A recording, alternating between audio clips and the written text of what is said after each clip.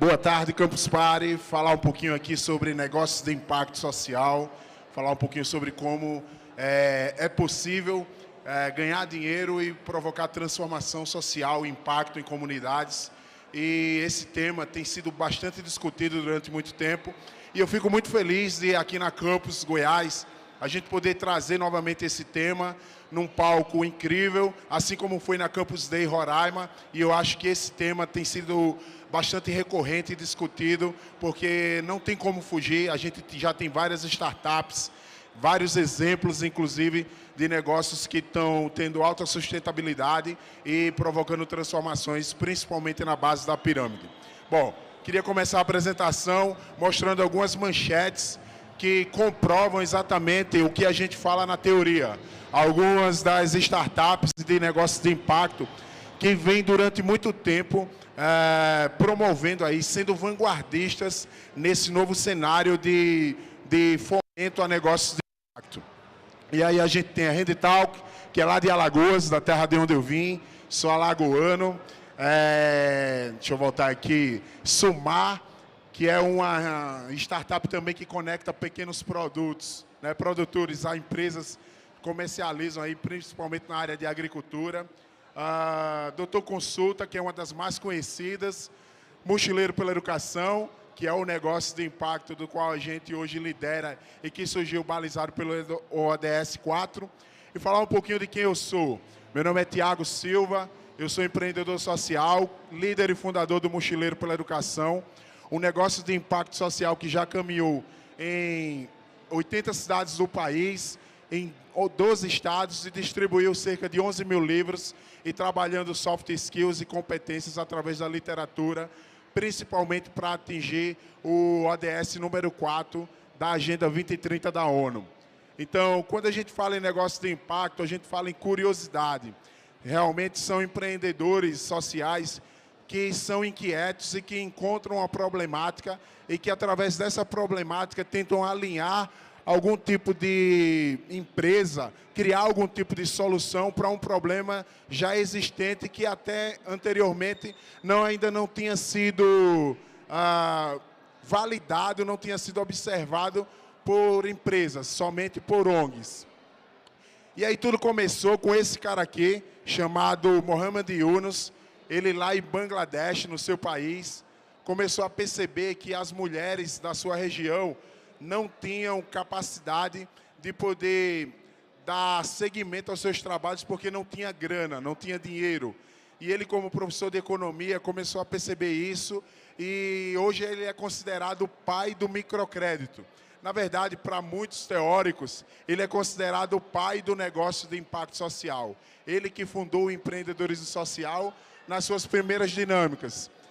E ele fala muito sobre isso, sobre você poder romper seus limites, sobre como romper os limites do seu conhecimento, como romper os limites do seu potencial. E ele percebeu lá na sua jornada no seu país que as mulheres das quais ele estava ajudando com o microcrédito, elas tinham muito potencial para desenvolver negócios, só não tinham oportunidade, principalmente financeira. Então, foi uma grande sacada do Mohamed e ele percebeu que a recorrência de retorno dessa grana tinha sido bastante interessante. As pessoas iam lá, voltavam com o microcrédito e devolviam, pagavam a grana que ele tinha emprestado. Outro cara que a gente costuma sempre trazer para os negócios de impacto social é o Bill Drayton. Esse cara fundou a Ashoka, que é uma das principais organizações mundiais que trabalham com o desenvolvimento de jovens líderes, principalmente para trabalhar impacto social. E ele fala muito sobre o potencial que os jovens têm de serem novos transformadores. Outro exemplo bem legal, e esse é brasileiro, é o Gabriel Cardoso, aqui pertinho de Brasília. Esse cara lançou esse livro chamado Mude Você o Mundo. E esse livro é o manual do empreendedorismo social, principalmente aqui no Brasil. E ele traz, na sua literatura, que não é muito densa, vários exemplos de como os negócios sociais se organizam. E aí a grande diferença é, negócio social pode ganhar dinheiro? Lógico que pode. utiliza a demanda de mercado, de consumo, criam produtos e resolvem soluções, resolvem problemas com soluções na base da pirâmide, principalmente para aquelas pessoas que não teriam acesso por empresas convencionais. Então, se a gente parar para pensar de quantos problemas foram discutidos aqui na Campus Party durante esses dias, quantas dessas soluções que surgiram aqui vão resolver problemas da Dona Maria, lá do sertão de Alagoas, do sertão da Paraíba, de escolas comunitárias públicas, rurais, desse Brasil afora, que às vezes precisam exatamente dessas soluções que estão sendo discutidas aqui e que às vezes não chegam. Então, o negócio de impacto social busca dar oportunidade de acesso para essas pessoas. E outro cara que eu acho super legal trazer aqui para a nossa discussão é o Sugata Mitra, e ele fala sobre que a aprendizagem é a nova forma de dinâmica do conhecimento, né?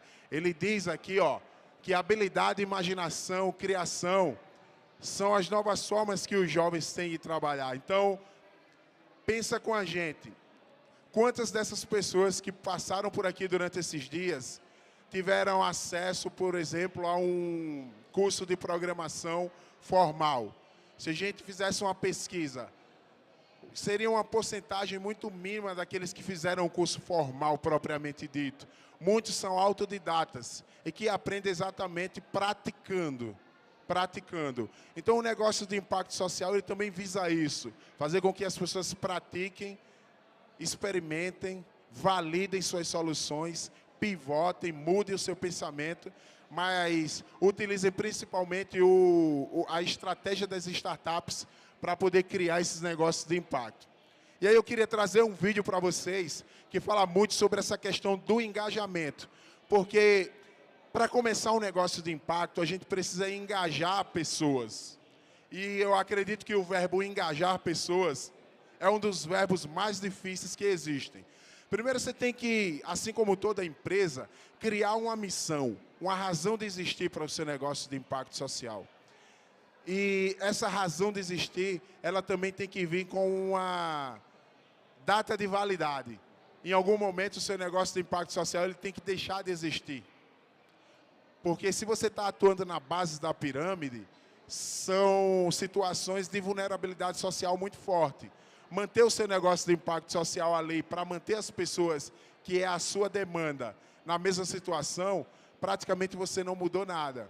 Então, engajar as pessoas para fazer com que elas acreditem na sua missão e na sua razão de existir. O Mochileiro pela Educação, o negócio de impacto que a gente criou com o ODS 4, nossa missão é promover a transformação social e potencializar o desenvolvimento econômico através da educação. E a gente quer que esse projeto um dia acabe. Porque se a gente conseguir dar situações reais para que todas as crianças e os jovens do Brasil tenham acesso à literatura, a gente conseguiu atingir a nossa missão. Então, vou passar esse vídeo para vocês, só para a gente ilustrar o verbo engajamento, o verbo engajar, a situação de engajamento. Vejam só.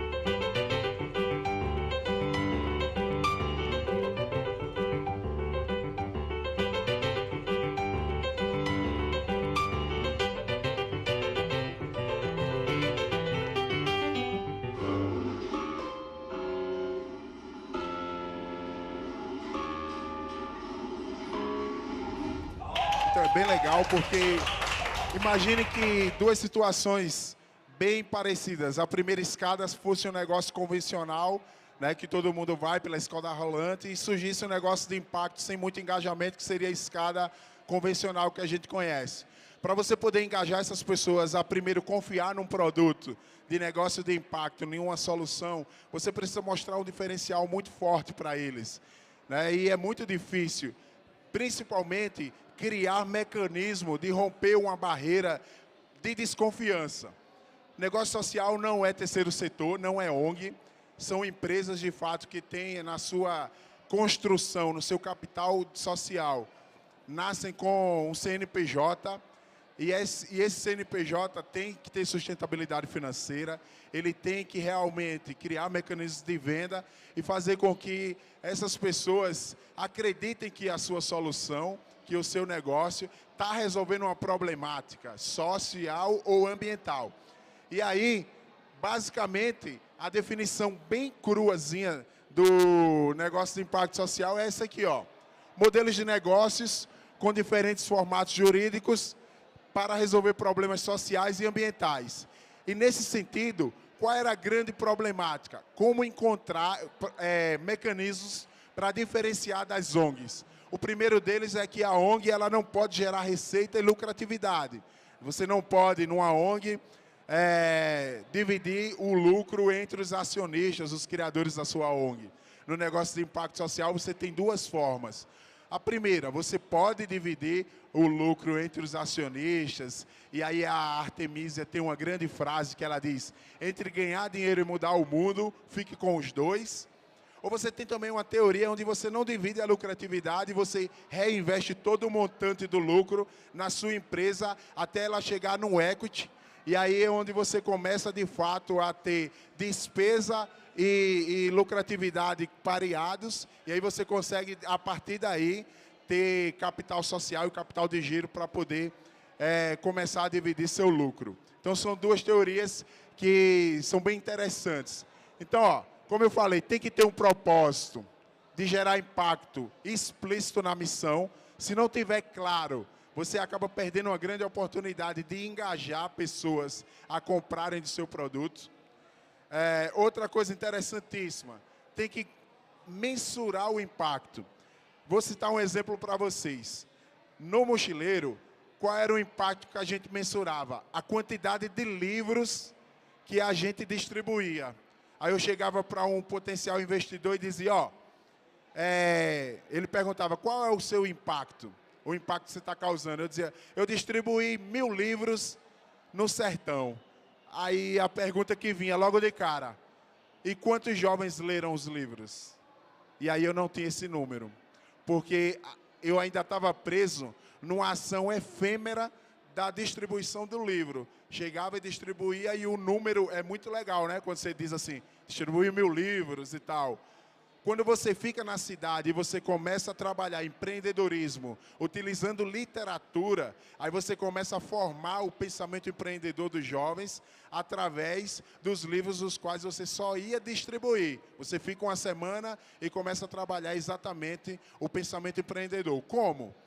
Criatividade, o livro O Menino que Descobriu o Vento. Comunicação, com o livro O Discurso do Rei.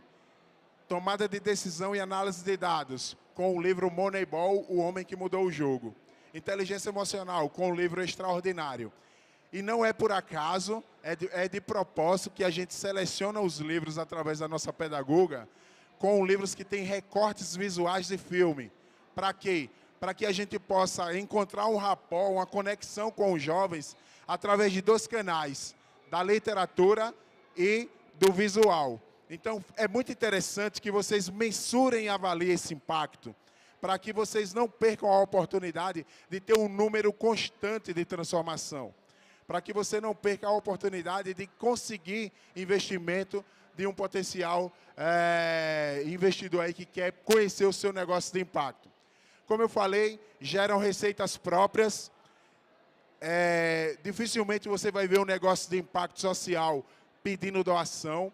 Ele pode fazer uma campanha de crowdfunding, mas pedir doação é muito difícil. Aí ele perde a sua natureza e ele deixa de ser um negócio de impacto e ele realmente tem aí na sua caracterização a solicitação de doação. E é muito interessante porque no início eu chegava para as pessoas e dizia, eu sou o negócio de impacto social. E o pessoal dizia, mas eu vou ganhar dedução no imposto de renda se eu te ajudar? Aí eu dizia, não. Nesse caso, você tem que procurar ajudar uma ONG, um instituto, uma associação. No nosso caso, o que a gente pode fazer é alinhar a marca. Você traz o seu time aí de brand para poder conversar com a gente. E a gente faz uma campanha de alinhamento de marca, ISG, uma série de possibilidades reais da sua marca estar alinhada a um negócio de impacto com a educação. E é bem importante gerar a própria receita. E esse é muito importante também, é que você, de alguma forma ou de outra, gere um time dentro do seu negócio que faça uma espécie de conselho consultivo, para que você possa saber como está sendo direcionado o seu negócio, né? Acho que tem uma frase bem legal, para a gente enxergar a ilha, a gente tem que sair da ilha.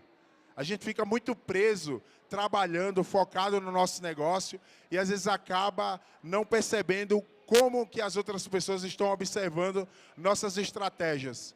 Como que está sendo construído cada estratégia dentro do nosso negócio de impacto social. Então, é uma dica bem importante que você convide pessoas às quais você confia para poder fazer parte do seu conselho. Ah, não sei, alguém que é muito bom em financeiro, convida essa pessoa para fazer parte do seu conselho financeiro ou um conselho consultivo, onde você se reúna e faça brainstorms para ver quais possíveis soluções e estratégias você deve seguir adiante. E aí eu queria mostrar para vocês uma característica bem importante desses empreendedores aqui. Todos eles são exemplos de negócios de impacto social. Todos. Handytalk, Moradigna, Doutor Consulta, Tech Girls, Litro de Luz. E qual a principal característica desses caras? Eles todos estão alinhados a um ODS. E o que são os ODS? Os ODS são Objetivos de Desenvolvimento Sustentáveis. Por que eles estão alinhados a um ODS? Para encontrar solidez. Solidez. Eu acho que o grande desafio de um negócio de impacto é ter solidez bem definida. Saber para onde vai, saber quais são as metas, quais são os indicadores que você quer mensurar e principalmente os relatórios que você quer demonstrar para as pessoas que querem investir no seu negócio. E aqui estão os ODS, são 7. O nosso está ali, Educação de Qualidade. E se a gente parar para pensar, você pode fazer uma pesquisa bem rápida e definir assim, qual desses negócios sociais está alinhado a qual desses ODS. E aí você, pesquisando, você vai descobrir exatamente como que você consegue pesquisar um objetivo desse, ver quais são as metas que a ONU definiu para cada objetivo e alinhar um negócio dentro desse seu negócio de impacto. Então, percebam, erradicação da pobreza, Banco Pérola, é um negócio de impacto social alinhado ao ODS 1. Então, eles atuam nos seus negócios, nas suas atividades econômicas, exatamente para atingir as metas do ODS 1. Meu Copo Eco, que é um dos exemplos mais legais que eu gosto de citar. Cidades sustentáveis. Meu Copo Eco, ele consegue, de alguma forma ou de outra, eliminar uma quantidade enorme de copos descartáveis que existem no planeta. Então, basicamente, é uma startup de negócio de impacto que atua no ODS 11. Igualdade de gênero, ODS 5. Aí a gente tem aqui cientista que virou mãe, que é praticamente uma mulher que conseguiu levar conteúdos de cursos e qualificações para outras mulheres através de comunidades e pequenas comunidades para ajudar essas mulheres a terem igualdade de conhecimento para poder se capacitar para atingir altos cargos em grandes empresas. Então, se a gente parar para perceber, todas as vezes que você consegue alinhar o seu negócio de impacto a um ODS, você consegue solidez, principalmente de metas e de indicadores para atingir aí os seus objetivos.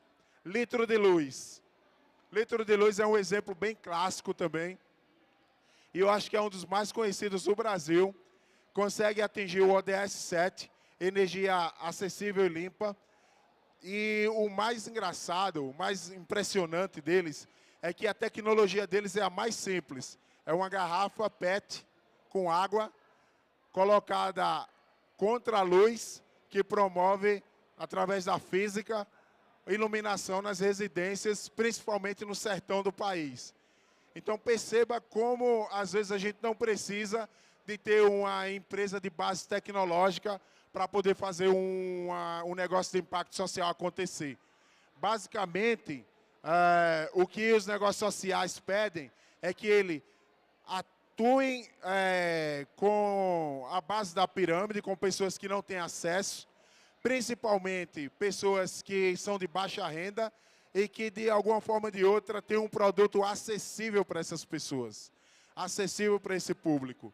Então, esses exemplos, eles ilustram bem como que a gente pode estar construindo novas dinâmicas e ferramentas de mercado para atuar com problemas que outrora não existiam. Então, vale muito a pena a gente estar discutindo sobre isso.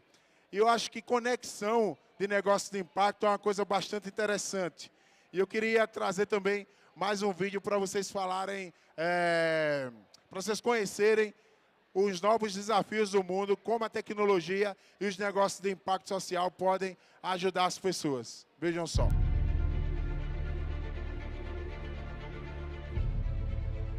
Once upon a time, business as usual was often good enough. No more. Where we are going, good enough is dead. In a world where everything is connected, where everything is equally excellent, where performance is reaching perfection, there's only one space left to innovate in: you. Right now, you are a central point in the raging tornado of change fueled by digitization, mobilization, augmentation, disintermediation, automation. Well, the list goes on. Science fiction is becoming science fact. Think about self-driving cars or computers that can learn and think. The way we work will never be the same. The skills we need will be dramatically different. Winning or losing are now happening faster than ever before. So what's your response? How will you discover new opportunities in one of the most transformational times in human history? Are you driving change, or are you being driven by it? Disruption has become the new normal. With change, it's always gradually, then suddenly, well, things really have stopped happening gradually. This change is exponential. Everything that used to be dumb and disconnected is now wired and intelligent. Cars, cities, ports, farms, even our bodies will be wired with sensors and will talk to each other. These game changers are also combinatorial. They amplify each other, creating a perfect storm of change. Quantum computing fuels big data. The Internet of Things fuels artificial intelligence and deep learning, which fuels robotics. However, anything that cannot be digitized or automated will become extremely valuable. Human-only traits such as creativity, imagination, intuition, emotion, and ethics will be even more important in the future, because machines are very good at simulating, but not at being. Yes, robots and software will do some of our work, but this will allow us to focus on things that cannot be automated. To imagine change squared, you've got to start engaging more with what might be, not just with what is. Immerse yourself in the immediate future, 5 to 7 years out from today. We need to go beyond technology and data to reach human insights and wisdom. Technology represents the how of change, but humans represent the why. The future is about holistic business model. The opportunity is to be liquid, to learn just in time, not just in case, not single improvements, but complete transformations, not individual systems, but new ecosystems. Humanity is where true and lasting value is created. We will engage, relate, and buy things because of the experiences they provide, because of their transformative power. The future doesn't just happen, the future gets happened. The new way to work is to embrace technology, but not to become it. The future is in technology, yet the bigger future lies in transcending it. Let's live and lead from here. Então tá aí. Eu gosto muito desse vídeo porque ele exemplifica bem o que a gente está fazendo. Por exemplo, enquanto a gente está aqui discutindo sobre IoT, sobre robótica, sobre blockchain, sobre disrupção, tem uma porção da população que está lá fora, que quer água potável, que quer energia, que quer educação de qualidade, que quer, por exemplo, saber qual vai ser o próximo médico, a próxima consulta daqui a 3, 4 meses. Então, imaginem quantos problemas e quantas soluções a gente pode promover e prover para essas pessoas, para esse público que esperam, como foi dito no vídeo, que a gente não viva só a tecnologia, que a gente transcenda a tecnologia. E aí, antes, a gente chegava no supermercado com o nosso carrinho, e o que é que acontecia? Caixa. E tem um embalador. Hoje a gente chega no supermercado, não tem caixa nem embalador. A gente mesmo passa nossas compras. Self-checkout. Mas a dona Maria ainda espera que o agente de saúde chegue lá com a bolsa, abra sua prancheta, pegue a agenda e marque o médico dela, porque ela tem que pegar um carro que vai viajar 200 quilômetros para a capital, para ela ter um médico. Então, imaginem se a gente pudesse simplificar essas coisas. Se a gente pudesse levar medicina para essas pessoas de qualidade através de um negócio de impacto. Se a gente pudesse levar água potável através de uma solução que pudesse criar oportunidades de levar água com qualidade para esses locais longínquos do país.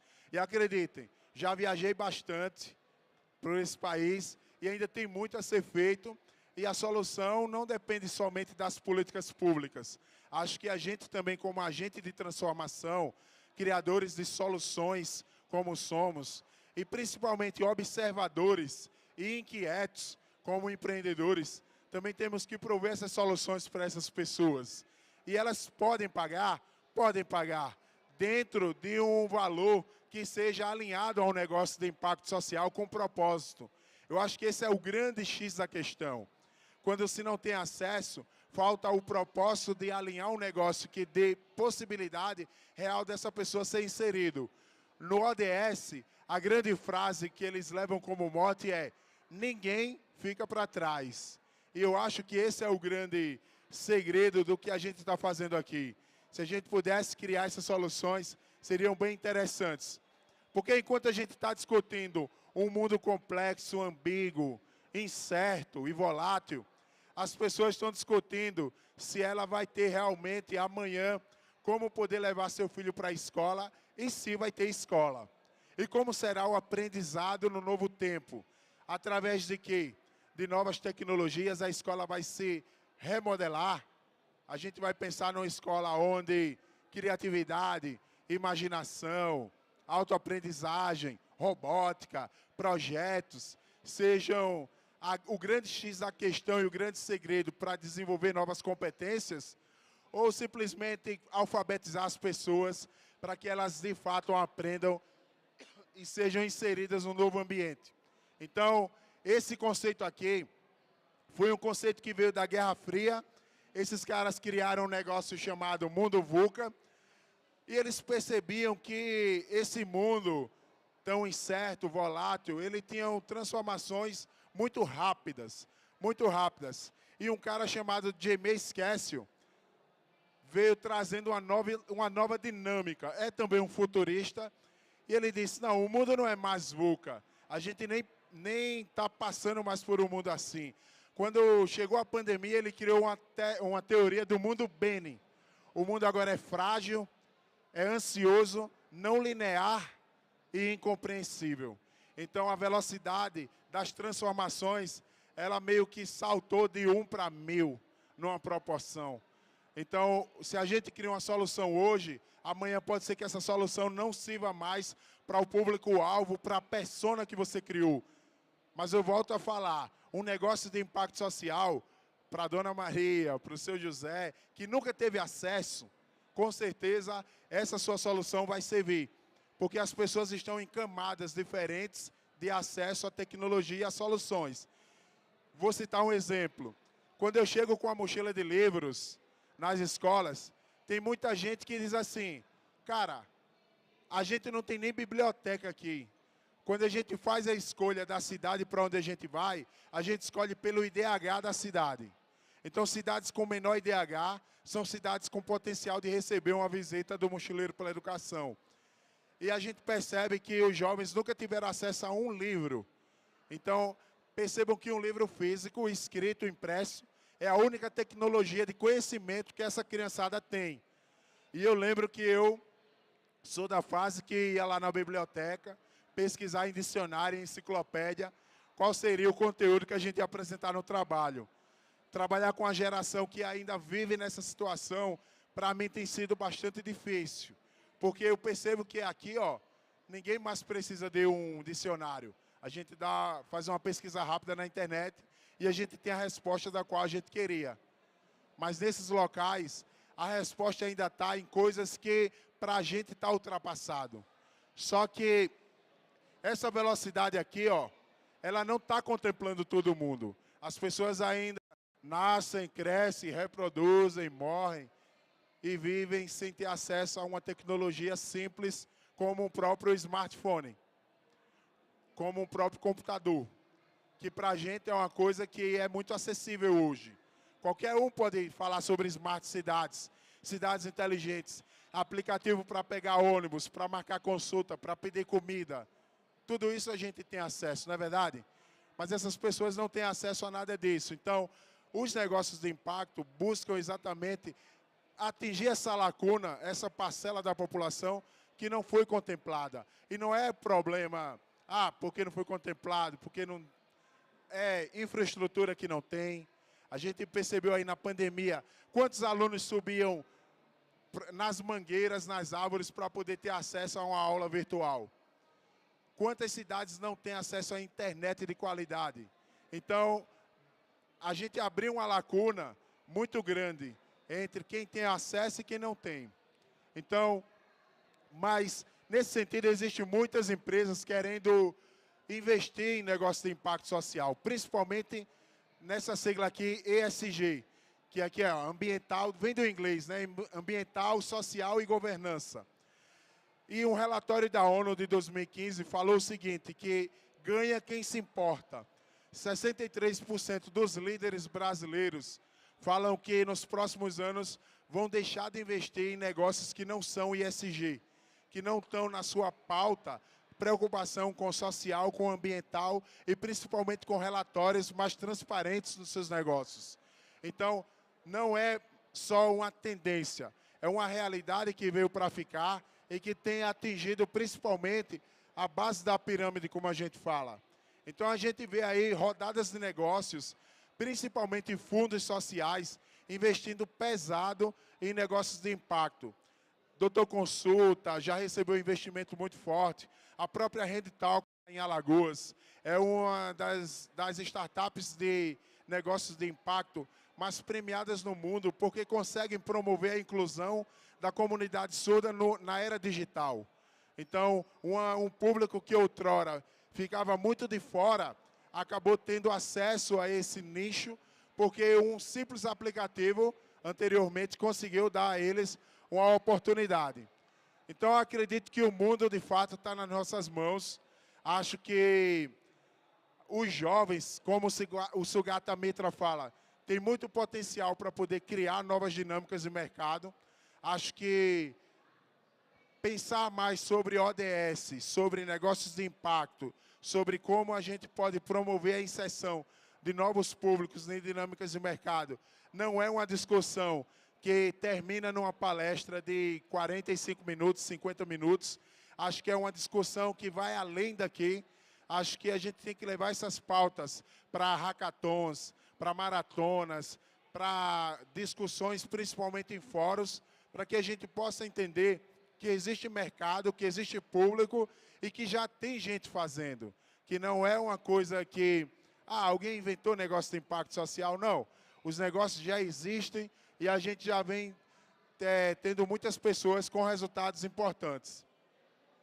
E aí, já encerrando, eu queria mostrar para vocês alguns exemplos de livros os quais a gente vem trabalhando durante essa dinâmica, né? Como eu falei, O Menino que Descobriu o Vento é um livro que a gente trabalha principalmente nas oficinas de soft skills, onde a gente trabalha competências e lança problemas locais para que a garotada possa resolver através das suas condições, o que eles têm lá. Então, a gente parte do pressuposto da aprendizagem de Vygotsky e, a partir da sua realidade, você consegue criar e prototipar algumas soluções, mesmo que não seja de base tecnológica, de base não tecnológica mesmo, para que eles possam aí criar soluções e resolver ali, pelo menos momentaneamente, problemas. Exemplo, problemas de temperatura alta numa escola lá no interior de Alagoas,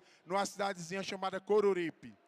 A gente percebeu que a escola ela estava no lado poente do sol. E aí, quando chegava a turma da tarde, o sol do dia inteiro, a temperatura causava um desconforto térmico.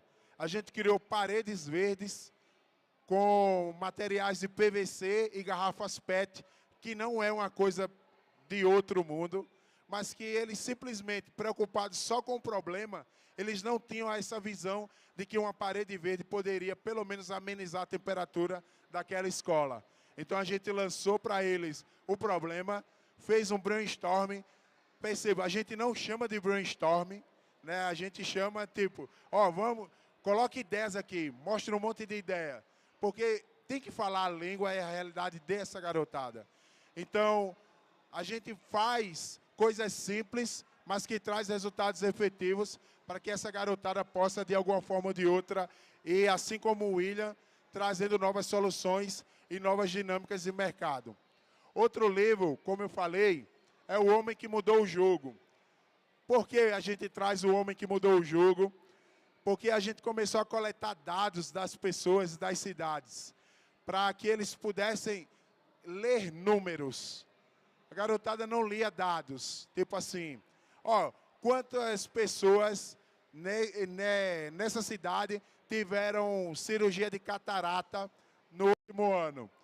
E aí eles, onde é que a gente vai conseguir, por que a gente vai conseguir esses dados? Porque a gente quer saber se o seu avô, se a sua avó, se a sua mãe tem uma predisposição a ter essa doença. E aí eles liam os dados e eles percebiam que X% da população da cidade e tal tinha predisposição. E quais eram as soluções que a gente queria criar para prevenir? Mais cuidado com os olhos, consultas periódicas com o oftalmologista, promover situações para políticas públicas e fornecer para os legisladores da sua cidade para que eles pudessem antever esse problema. Então, simplesmente por uma leitura de dados vinda da própria Secretaria de Saúde nos dados de transparência. Então, O Homem que Mudou o Jogo ajuda bastante a gente também nessa leitura. E eu acho que toda pessoa que quer começar a empreender socialmente tem que ler esse livro aqui. Comece pelo porquê. Você tem que saber exatamente qual o motivo que você está fazendo o que você está fazendo. Parece óbvio, mas se a gente fizesse uma pesquisa geral aqui, na campus, por que você está aqui?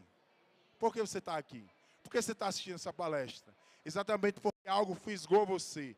Então, quando você sabe o porquê que você cria um negócio, o porquê que você constrói um código, o porquê que você escreve um código, você exatamente sabe o caminho que você tem que seguir.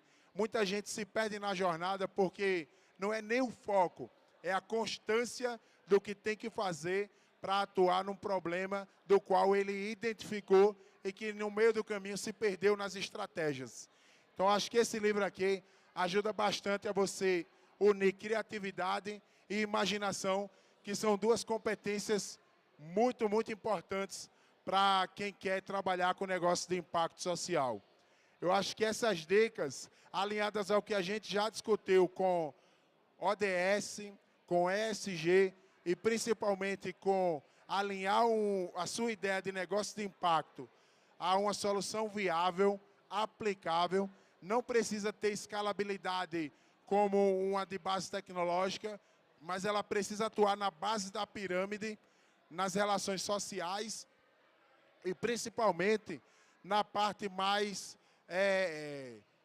efêmera da coisa, tipo soluções que você possa atuar em saúde, alimentação, educação, energia, sabe, igualdade de gênero, são coisas que você pode começar a trabalhar e a perceber que os problemas, eles podem não estar à sua frente, mas que eles podem ir aparecendo a partir da sua observação do que está ao seu redor.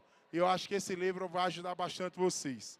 Bom, gente, eu queria exatamente... Opa! Voltou... Só... Ah, sim.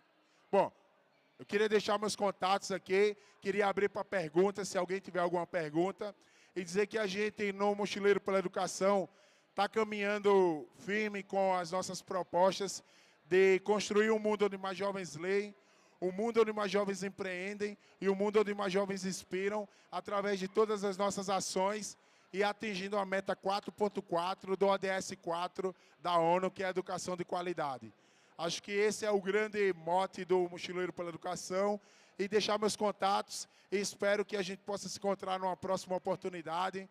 E quem tiver alguma pergunta, estou aqui disponível para poder respondê-las. Muito obrigado, boa tarde e um bom evento para todos vocês.